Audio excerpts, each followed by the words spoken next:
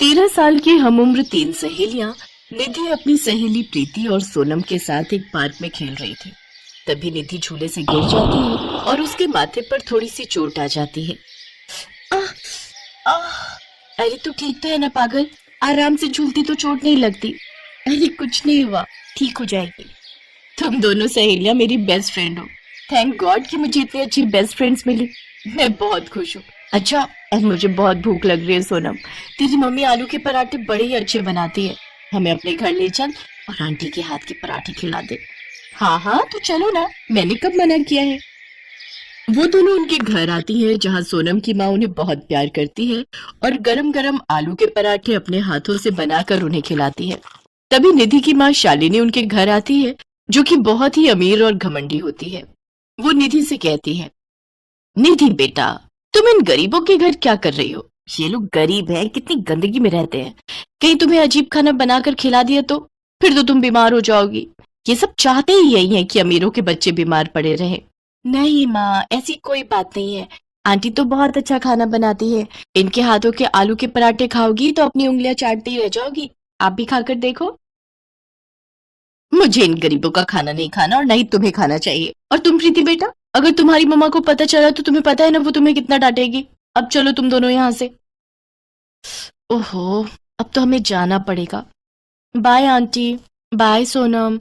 इसके बाद दोनों बच्चियां शालिनी के साथ अपने अपने घर चली जाती हैं। दरअसल सोनम बहुत ही गरीब घर से थी, लेकिन उसके माता पिता खूब मेहनत करके उसे प्राइवेट स्कूल में पढ़ाते थे, जहां उसकी दोस्ती निधि और प्रीति से हो जाती है। वो तीनों बेस्ट फ्रेंड बन जाती हैं। पढ़ाई लिखाई के साथ तीनों का खेलना कूदना भी एक साथ होता था। ऐसे ही समय गुजर जाता है और तीनों ही लड़कियां अपनी 12वीं पूरी कर लेती हैं। सोनम, हम बहुत दिनों से तुमसे एक बात करना चाहते हैं। हाँ तो कहो ना। बात यह है सोनम कि हम दोनों के मम्मी पापा हमें फर्दर स्टडीज के लिए फॉरेन कंट्री भेजना चाहते हैं और इसी बात से हम दोनों बहुत परेशान हैं, क्योंकि हम तुझसे दूर नहीं होना चाहते। काश कि तू भी हमारे साथ आ सकती। तुम तो जानती हो ना, मेरे मम्मी पापा ने कितनी मुश्किल से मुझे प्राइवेट स्कूल से 12वीं कराई है। अब आगे की पढ़ाई कराना उनके लिए मैटर नहीं करता और मेरे मम्मी पापा ने अच्छा घर देखकर मेरी शादी तय कर दी है। 3 दिन बाद मेरी शादी है। क्या? तू इतनी जल्दी शादी कर रही है? अब हम तेरे बिना कैसे रहेंगे यार। हम विदेश जा रहे हैं और यहाँ तेरी शादी हो रही है। आंटी के हाथ के पराठे, हमारा साथ में घूमना, बातें करना, साथ में हंसना रोना, ये सब हमें बहुत याद आएगा। याद तो मुझे भी बहुत आएगा। मैं भी तुम दोनों को बहुत ज्यादा मिस करूंगी। अगर हो सके तो विदेश से लौट कर आओगी तो मिल जरूर लेना मुझसे। अगले दिन प्रीति और निधि फ्लाइट से अब्रॉड चली जाती है तो वहीं सोनम के हाथ अपने सजना के नाम की मेहंदी लग रही थी। शादी के अगले दिन से ही सोनम अपने ससुराल की सारी जिम्मेदारियों का बोझ अपने कंधे पर ले लेती है। सोनम की सास बड़ी खड़ूस थी, जो कि गरीबी के कारण कंजूसी का व्यवहार करती थी।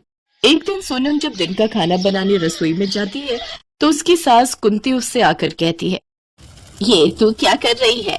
अब फिर से खाना क्यों बना रही है? रात की सब्जी खत्म हो गई है क्या? माँ जी, 2 कटोरी सब्जी रखी हुई है लेकिन वो बासी है। आप रात की सब्जी खाओगे क्या? इसीलिए खाना बनाने जा रही थी। कोई जरूरत नहीं है दोबारा खाना बनाने की। इस 1 कटोरी से मैं और तू थोड़ी थोड़ी खा लेंगे और 1 कटोरी तू मेरे बेटे सुधीर के लिए रख दे।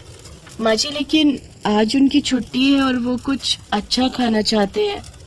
अच्छा, मेरे उस नालायक बेटे ने अभी महीने की तनख्वाह लाकर मुझे नहीं दी जो मैं उसे ये सब पकवान खिलाऊं।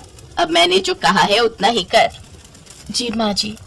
अपनी सास के इस तरह के व्यवहार को देखकर सोनम अपने मन में सोचती है, उफ, ये सासू माँ तो कितनी कंजूस है, रात की सब्जी खाने को कह रही है।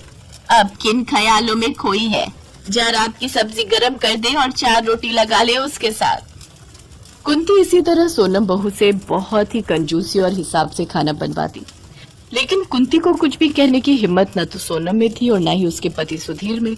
अगर कभी सोनम से कुछ गलती हो भी जाती तो कुंती उसे दुनिया भर की बातें सुना देती। दिन पर दिन गरीबी के कारण कुंती में बहुत ही कंजूसी आ गई और ऐसे ही एक दिन घर का सारा राशन खत्म हो जाता है और खाने के लिए न तो अन्न का एक दाना होता है और न ही पैसे। फिर कुंती सोनम से कहती है, अरे मोरी मैया, खाली पेट तो मेरे पेट में बड़ा ही दर्द हो रहा है। अरे सोनम बहू, एक काम कर, लाला की दुकान से जाकर कुछ राशन उधार ले आ, नहीं तो भूख के मारे मेरे प्राण निकल जाएंगे। मेरे बेटे का काम भी सही से नहीं चल रहा, जो अब ये दिन देखना पड़ गया। अब जल्दी जा, मेरा मुंह क्या देख रही है। जी जी माँ जी, मैं अभी जाती हूँ। सोनम लाला की दुकान पर जा ही रही होती है कि तभी उसकी टक्कर गाउन पहने दो लड़कियों से होती है। उसके हाथ में पकड़े हुए दाल चावल जमीन पर गिर जाते हैं, साथ ही उन लड़कियों के तोहफे भी उन पर गिर जाते हैं। एक तो वैसे ही सामान इतनी मुश्किल से मिला है और अब उसे भी गिरा दिया। अरे सोनम, तू ये तूने अपना क्या हाल बना लिया है? और क्या तेरे घर में खाने के लिए कुछ भी नहीं है जो तू इतना इतना सा राशन लेकर जा रही है? हाँ, दरअसल वो उनका काम आजकल ठीक से नहीं चल रहा है ना, इसीलिए थोड़े पैसों की तंगी हो गई है। लेकिन तुम दोनों इस गांव में कैसे? हम दोनों तुमसे ही मिलने आई हैं यहाँ। मैं बहुत खुश हूँ कि तुम दोनों मुझसे मिलने आई। चलो आओ, मेरे ससुराल आओ मेरे साथ। उसके ससुराल की हालत देखकर निधि और प्रीति सोच में पड़ जाती हैं। अरे ये तो सोनम के घर से भी ज्यादा गरीब है, पता नहीं वो बेचारी कैसे गुजारा कर रही होगी। देखिए माँ जी, कौन आए हैं? ये दोनों मेरी बचपन की सहेलियां हैं। अच्छा, ये तो दिखने में बड़े ही अमीर घर की लगती हैं। जी माँ जी। अच्छा तुम दोनों बैठो, मैं चाय लेकर आती हूँ। सोनम उनके लिए चाय बनाती है तो कुंती रसोई में आकर सोनम से कहती है, अरे ये क्या, बड़ी मुश्किल से तो राशन उधार लाए हैं, इस चाय में तू और पानी मिला। वैसे भी तेरी सहेलियां अच्छा खाना ही खाती होंगी, अगर एक दिन थोड़ा मिलावट वाला खा लेंगी तो फिर क्या फर्क पड़ जाएगा। जी माँ जी। और ये बिस्कुट भी कम कर, सिर्फ 4 ही ले जा, 2-2 खा लेंगी दोनों। माँ जी अब आज तो ये कंजूसी छोड़ दीजिए। तभी निधि चुपके से ये सब देख लेती है लेकिन कुछ कहती नहीं। कुछ देर बाद सोनम उनको चाय देती है जिसे पीकर वो कहती है, अरे वाह, तूने तो बड़ी अच्छी चाय बनाई है। अच्छा वैसे कैसे कट रहे तेरे दिन? बहुत अच्छे। अच्छा ससुराल है मेरा, पति और माँ जी मुझे बड़ा प्यार करते हैं। बस कर सोनम, कितना झूठ बोलेगी? अभी अंदर तेरे साथ तेरी सास ने जो हरकत की है वो मैंने अपनी आंखों से देखी है। तेरी सास तुझे कितना प्यार करती है हमें पता चल गया। तूने इस छोटे से घर को भी कितने अच्छे से संभाल रखा है। जो भी है जैसे भी है, अब यही मेरा घर है। अच्छा देखो, मैंने तुम्हारे लिए अपने हाथों से आलू के पराठे बनाए हैं। हाँ माँ जैसा तो नहीं बना पाई लेकिन फिर भी कोशिश की है। वो दोनों पराठे खाकर खुश हो जाती हैं। तभी वहां कुंती आ जाती है। अरे मोरी मैया, ये आलू के पराठे कब बनाए? आलू कहीं खत्म तो नहीं कर दिए? जरूर ज्यादा ज्यादा आलू भरे होंगे तूने। माँ जी पड़ोसन से आलू उधार लेकर आई हूँ। उस उधार को तेरा बाप चुकाएगा क्या कर? अब बस भी कीजिए माँ जी, इतना कंजूसपना भी अच्छा नहीं होता। मैं मानती हूँ कि गरीबी है लेकिन कम से कम सोनम के साथ ऐसा बर्ताव तो मत कीजिए। और मैं इसे बहुत अच्छे से जानती हूँ, इसने कभी आपको परेशान नहीं किया होगा। खुद को बदलिए, नहीं तो कंजूसी के चक्र में लोग अपनी जान तक दे देते हैं। माफ कर दो बच्चों, आज के बाद मैं ऐसा कभी नहीं करूंगी। पति की मौत के बाद गरीबी के जंजाल में ऐसी फंसी कि कंजूसी को ही आदत बना लिया, लेकिन अब मैं ऐसा कभी नहीं करूंगी। अच्छा अब हम चलते हैं माँ जी। नहीं, रुको बेटी, पहली बार हमारे घर आई हो, अपना शगुन तो लेती जाओ। कुंती बक्से में से 2 साड़ियां निकाल कर उन दोनों को देती है। वहीं निधि और प्रीति 50,000 की रकम सोनम को मदद के तौर पर देती है, जिससे उसका पति अपना काम खोलता है, जिससे उसे अच्छे खासे पैसे आने लगते हैं और घर की हालत अब काफी अच्छी हो जाती है।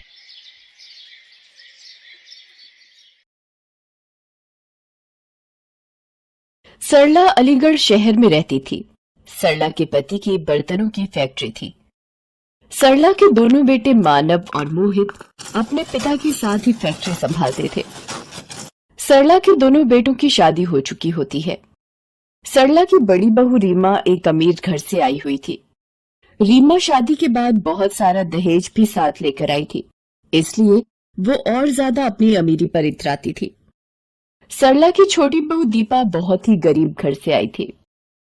मोहित की शादी उसके पिता शशि नारायण की मर्जी से हुई थी, क्योंकि शशि नारायण ने अपने मित्र यानी कि दीपा के पिता को मरते वक्त वचन दिया था।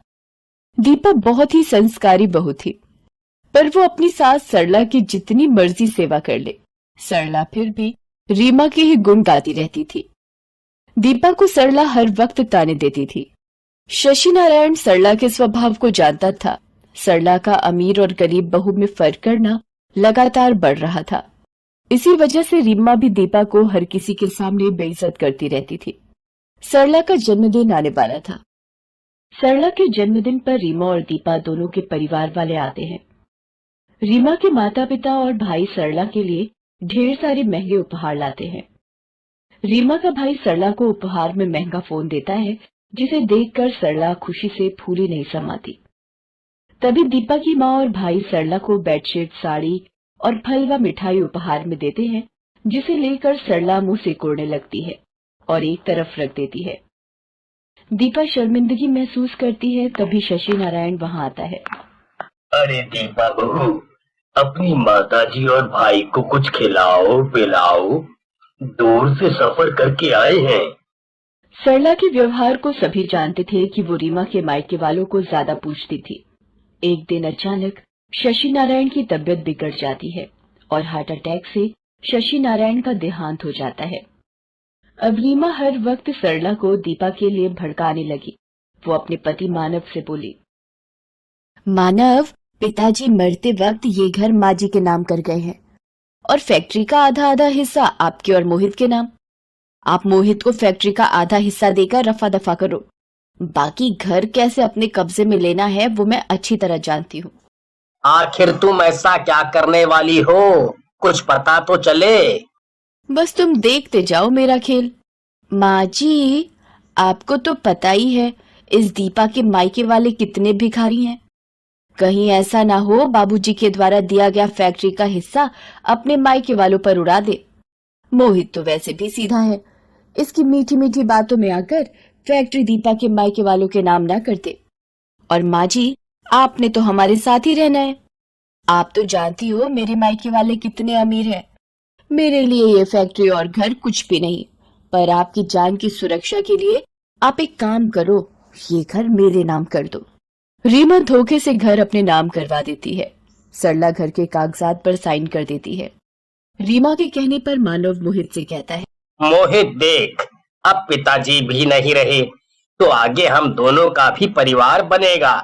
फैक्ट्री बेचकर दोनों आधा आधा हिस्सा बाबूजी की जायदाद के हिसाब से रख लेते हैं। तुम अपने लिए कोई घर ढूंढ लो, इस वक्त अलग होना ही सही रहेगा। पर भैया, ये घर तो माँ के नाम है ना? नहीं मोहित, मैंने ये घर रीमा बहू के नाम कर दिया है और मैं इन्हीं के साथ रहूंगी। ठीक है माँ, जैसी आपकी मर्जी। मैं कल ही दीपा को लेकर अलग रहने चला जाऊंगा। मोहित और दीपा दुखी मन से अलग घर में रहने चले जाते हैं। उन दोनों के जाते ही रीमा अपने रंग दिखाने लगती है। एक दिन वो सरला से कहती है, माँ जी, मैं और मानव आज मूवी देखने जा रहे हैं, तो आप खाना बना लेना, हमें आने में थोड़ी देर हो जाएगी। सरला उनके जाने के बाद रसोई में खाना बनाने जाती है। इतने वक्त बाद खाना बनाते हुए उसे दीपा बहू की याद आ जाती है कि दीपा सरला को गर्म गर्म रोटियां सेक कर खिलाती थी। सरला रोने लगती है क्योंकि आज वो अपने आप को अकेला महसूस कर रही थी। अब तो रीमा घर के काम भी सरला से ही करवाने लगी। एक दिन, माँ जी, मैंने आपसे बोला था कि झाड़ू पोछा सुबह जल्दी उठकर कर लिया करो। आप इतनी देर तक सोती रहती हैं, तो घर के काम निपटाने में तो पूरा दिन लगा दोगी। बहू, वो कल रात में बीपी थोड़ा बढ़ गया था, तो दवाई लेकर सोई थी। तो क्या हुआ? बीपी तो बढ़ा था, कहीं जान तो नहीं गई जो इतना नाटक दिखा रही हो? काम से बचने के लिए इस घर में रहना है तो टाइम पर काम करना होगा। रीमा बहू, तुम तो ऐसी नहीं थी, और ये घर मेरा है, मैं यहाँ से नहीं जाऊंगी। माँ जी, ये घर अब आपका नहीं मेरा है, आपने मेरे नाम कर दिया था। अब चुपचाप रहना है तो रहो इस घर में, वरना बाहर का रास्ता खुला है। सरला रोती हुई अपने पति को याद करती है। अपनी बहू दीपा पर किए अत्याचारों के लिए वो बहुत पश्चाताप करती है। उसे याद आता है वो किस तरह दीपा को ताने देती थी। वही ताने आज रीमा के मुंह से वो खुद सुन रही है। धीरे धीरे रीमा अब अपने मायके वालों को भी रोजाना अपने घर बुलाने लगी। मानव और रीमा दोनों बस रीमा के परिवार वालों के साथ सारा दिन पार्टियों और बाजारों में घूमने लगे। कभी पिकनिक पर शहर से बाहर चले जाते। सरला बिल्कुल अकेली रह जाती। एक दिन रीमा का भाई घर आता है। मानव से कहता है, अरे जीजू, ये छोटी मोटी दुकान खोलने में कुछ नहीं कमा पाओगे, कोई नया हाथ मारो। मेरी मानो तो शेयर मार्केट में पैसा लगाओ, बहुत कमाई है। और उसके लिए आपको ये घर गिरवी रखना पड़ेगा। कुछ टाइम किराए के घर में गुजारा कर लेना, फिर कुछ समय बाद जब पैसे आ जाएंगे तो इसे बेचकर एक बड़ी कोठी खरीद लेना। क्यों दीदी, मैं सही बोल रहा हूँ ना? अरे मेरा भाई कभी गलत बोल ही नहीं सकता। सुनो जी, तरुण भैया का ये आइडिया मुझे तो बहुत पसंद आ रहा है। हम ये घर गिरवी रखकर शेयर खरीद लेते हैं। तुम लोग मेरे होते हुए ये घर गिरवी नहीं रख सकते। ये घर तुम्हारे पिताजी की आखिरी निशानी है। उनकी यादें आज भी इस घर में जिंदा हैं। माँ, रीमा और तरुण अगर बोल रहे हैं तो घर बेचने में नुकसान कैसा? हम पैसे कमाकर एक बड़ी नई कोठी ले लेंगे। वैसे भी ये घर अब पुराना हो चुका है। माँ जी, आपको अगर यहाँ नहीं रहना तो आप यहाँ से जा सकती हैं। सरला परेशान होकर घर से निकल जाती है। उसे कुछ समझ नहीं आ रहा होता कि क्या करे। वो रास्ते में एक ठोकर खाकर गिरने लगती है, तभी कोई उसका हाथ पकड़ लेता है। सरला मुंह उठाकर देखती है। मोहित, मेरा बच्चा, तू कहाँ था मेरे बेटे? मुझे अपने साथ ले चल। रो मत माँ, चलो घर चलो, घर चलकर सारी बात करते हैं। सरला मोहित के साथ घर पहुंचती है। दीपा उसे देखकर खुशी से फूले नहीं समाती। वो सरला के पैर छूती है और गले लग जाती है। माँ जी, आप इतने दिनों बाद, आज आपको कितने दिनों बाद देख रही हूँ। आपको देखने के लिए तो मेरी आंखें तरस गई। माँ जी आओ बैठो, मैं आपके लिए गरम गरम चाय बना कर लाती हूँ। मोहित जाओ ना, बाजार से गरम गरम समोसे ले आओ। माँ जी को चाय के साथ समोसे बहुत अच्छे लगते हैं। माँ जी, मैं थोड़ा सा पोहा भी बना लेती हूँ। आपको पोहा बहुत पसंद है ना? बस कर बहू, इतना प्यार मत दे, मैं इस प्यार के काबिल नहीं हूँ। मोहित के बार बार जिद करने पर सरला सारी बात बताती है। मोहित और दीपा भी माँ की सारी बात सुनकर बहुत दुखी होते हैं। मोहित सरला से कहता है, माँ, अब आपको वहां जाने की कोई जरूरत नहीं है। अब आप हमारे पास ही रहोगी। हाँ माँ जी, ये ठीक कह रहे हैं, अब से आप हमारे पास ही रहो। मोहित मानव को फोन करके बता देता है कि माँ अब उनके साथ ही रहेंगी। मानव रीमा कुछ नहीं बोलते। रीमा को ये लगता है कि चलो अच्छा है, बला टली। दीपा सरला की बहुत सेवा करती है, उसका बहुत ध्यान रखती है। ये देखकर सरला की आंखों में खुशी के आंसू आ जाते हैं। उधर मानव को रीमा का भाई बताता है कि मानव ने घर को गिरवी रखकर जो शेयर खरीदे थे वो सारे शेयर डूब चुके हैं। ये सुनकर मानव सिर पकड़कर बैठ जाता है। रीमा भी ये सुनकर सदमे में आ जाती है। शेयर खरीदने के चक्कर में मानव ने अपना घर और दुकान भी गिरवी रख दिए थे। मानव का सब कुछ तबाह हो गया था। मानव की यह हालत देखकर रीमा के भाई और मायके वालों ने भी अपना पल्ला झाड़ लिया था। वो भी अब रीमा से बात करने से कतराते थे। रीमा जिस मायके की अमीरी का घमंड करती थी, आज वो चूर चूर हो चुका था। बुरे वक्त में उसके मायके वालों ने भी साथ नहीं दिया। ये देखकर वो बहुत दुखी होती है। रीमा और मानव के घर खाली करने की बात जब मोहित को पता चलती है तो वो मानव से बात करता है। मोहित अपनी माँ से वादा करता है कि वो पिताजी की निशानी को किसी और हाथ में नहीं जाने देगा। मोहित पैसे देकर अपने गिरवी घर को छुड़ा लेता है। रीमा और मानव बहुत शर्मिंदा होते हैं। तभी दीपा और सरला भी वहां आ जाते हैं। माँ जी, मुझे माफ कर दीजिए। आज अपने और पराये में भेद पता चल गया। मैं मायके की जिस अमीरी का घमंड करती थी, वो घमंड आज चूर चूर हो चुका है। सरला अपने बहू बेटों के साथ पति की तस्वीर के आगे हाथ जोड़ती है। सरला को समझ आ चुका होता है, अमीर बहू गरीब बहू का भेदभाव घर की खुशहाली भंग कर देता है। उस दिन के बाद सरला दोनों बहुओं को प्यार करने लगी और परिवार की खुशहाली फिर से वापस आ गई।